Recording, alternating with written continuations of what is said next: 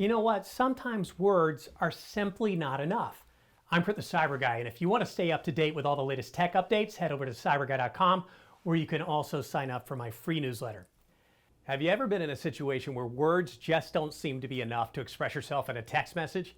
That is when GIFs come to the rescue. These animated short looping gems can help you communicate your thoughts or reactions with funny visuals or even just a touch of silliness to get your point across. Well, whether you're on Team iPhone or Team Android, I've got some tips for you on how to send a GIF. First, let's talk Apple.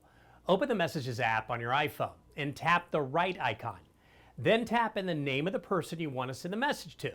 Now, tap the app drawer above the keyboard, and from there, select the Images button to search for the perfect GIF.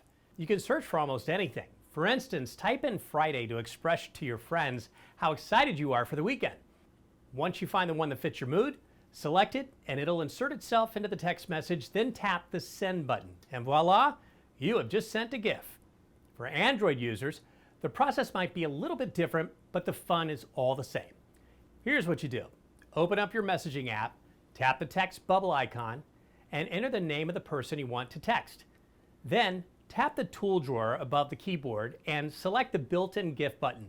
From there, you can browse stickers or GIFs, or use this search button to find the specific GIF you might be looking for.